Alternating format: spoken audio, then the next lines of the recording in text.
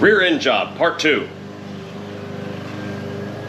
Tonight, premiering on Pornhub. No, this is part 2 of swapping out the rear end on my 21 Ultra. It's late, this won't be long. I already did a video, I'll put the description down below, where I showed you how to make your bike look like that. There's an upgrade. No bags, no fender, none of that. Now we'll do, of course someone's cutting the grass in the dark. It's my life. Now we're gonna do put her back on.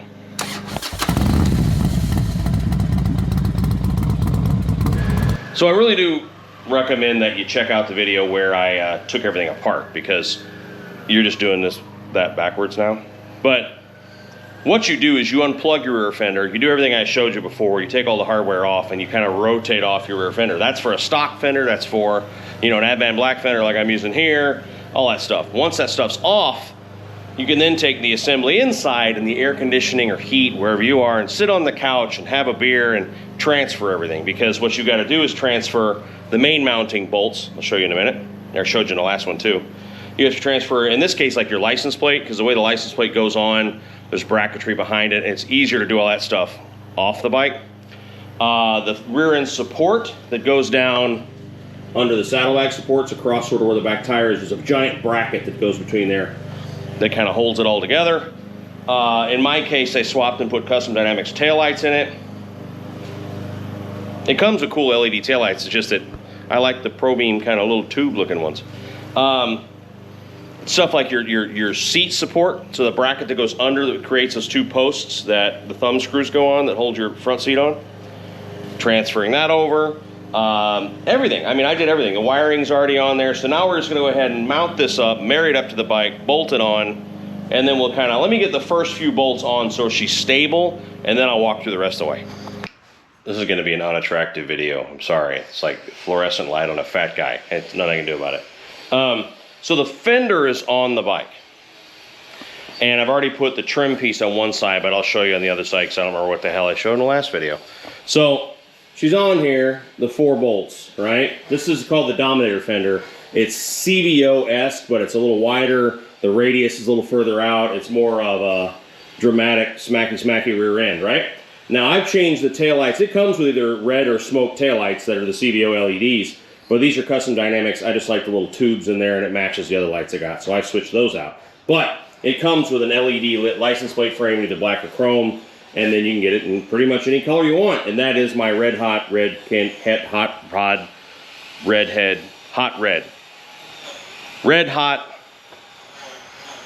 red candy flake. There you go. Hot rod red candy flake is that color, which is the same, I know it's cheesy, as that color. So it matches my bike's match. I know. Go ahead. Get it out of your system. All right. Okay, so fender's on and bolted up. You basically rotate her in there and then go real careful. Where's this, like a, is there a topless show about to happen? What? What is it? Pasties? Burlesque? Nothing. Every time. Anyway, so bolts on, the fender's on, 4 bolts, and then this trim piece goes on with that, I think T40 also, Torx, and then this little 3/8 bolt there. So bing and bing, they're on there. Now I'll do the other side. Now pay attention to your wires. This may not be true if you're not doing a Dominator fender, but if you're just doing some other fender, you might need to path them through this opening. On this one you do. So the wires come out of the fender there, which is really cool. The stock fender, it kind of runs up the inside. It's the stupidest thing on earth, because eventually the adhesive's going to drop. It's going to come down, rub on the tire, fray a wire, shorten the rear end, pain in your ass. So what Advan does is they take the wires from the tail lights, turn signals obviously, brake lights, and license plate light, and they run it out this hole in the side. And that way you can run all the wiring out here at this point in the fender and then up the outside via these tie down spots. So it gets the wires out from the inside of the fender. You zip tie it up the radius here, and then it runs right in. There's the plug for the fender. I mean, that's better than factory, honestly, because I believe it normally comes out here. That whole, it's just kind of dumb to run up inside there, even though it's glued, and I don't trust wires above a spinning tire.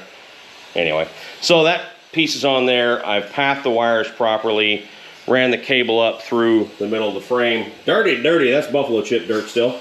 I got to zip tie all these wires up here to make them nice and safe. The other side, the only wire is the tail. No, the tail light runs through to the other side. Is my antenna. And then I put the chrome trim on. And then the next step will be rebuilding my bags. I have to do the Rockford Fosgate Stage 2 drilling and hole making on the bag, mount up my amp, and then I can throw the bag bottoms on. I have one of the two lids here.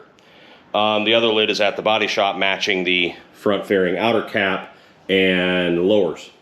So just so you know, let's go through a parts inventory here. What do I have from Advan to do this color swap? I've got the rear fender, the rear bags, as opposed to the front bags, the lids, the side covers, the tank covers, the dash, the inner fairing, and the front fender. The only two things, conceptually, that they don't make for this bike is the front fairing cap, yet. I don't know if they're going to, but the front fairing outer cap you can't get from them because people aren't normally doing this to change the color or do a wreck repair. Normally it's you're trying to match other parts of the bike. So as of yet, they haven't done an outer fairing in whatever color you want. It'd be cool if they did. You know who's watching. But they don't yet, so I'm having to color match the stock takeoff on this one.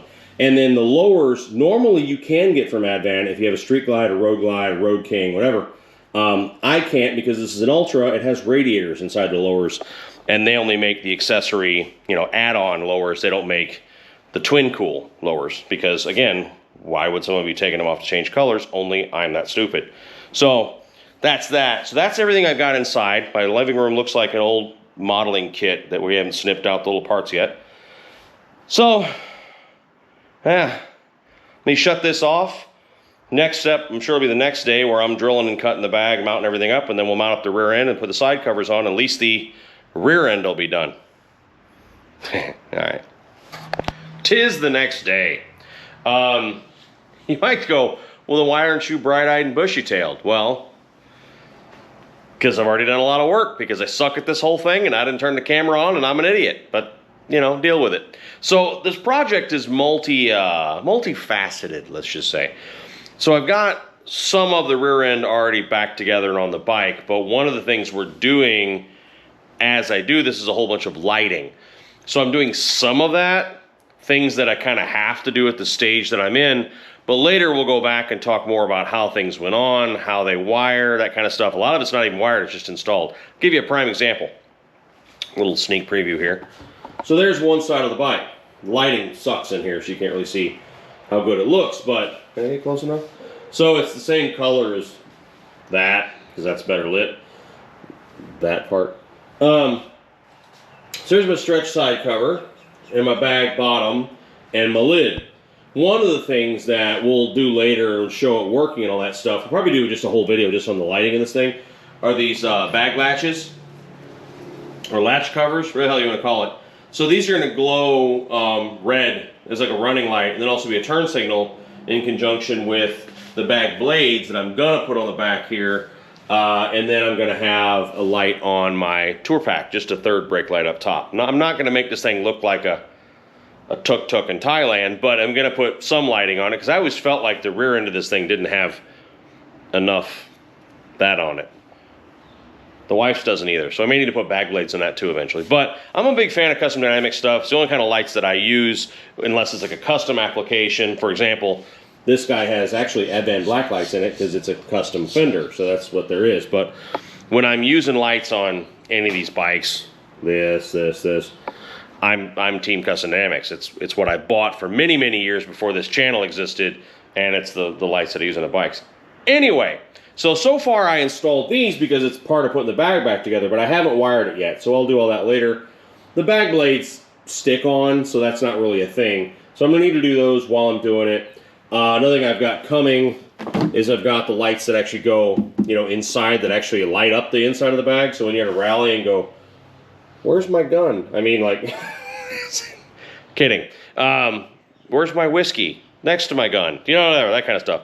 But one thing I wanted to show while I do this, that I've gotten this question a lot, and that is, you can mix OEM and aftermarket parts. That's how good this stuff is. So if you want to keep as much Harley OEM stuff on there, you can. So in this build, for lack of a better word, not really a build, because it's an assembled bike. There you go.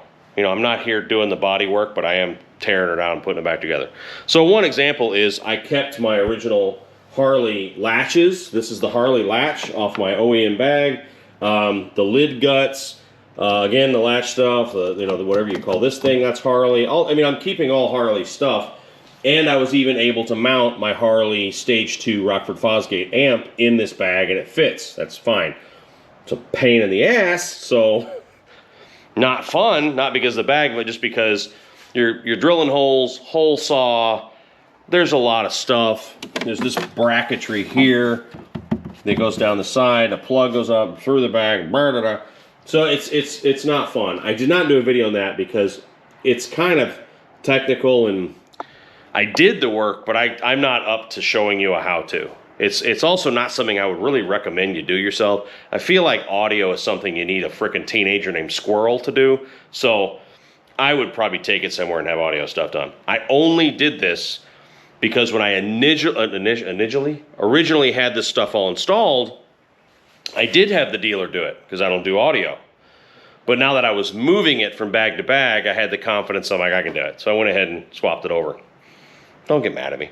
So one thing that we do on this channel that is not as common is I show you when there's a challenge. And a challenge I'm dealing with right now is the pipe. So no one's done anything wrong. It's just that I got a lot of different manufacturers and different pipe parts coming together. And I bought for this thing a while back. Let me put that plug back inside the bag that I just slammed the lid on. There we go. Well, I'll show you real quick. So this is where she's shaping up.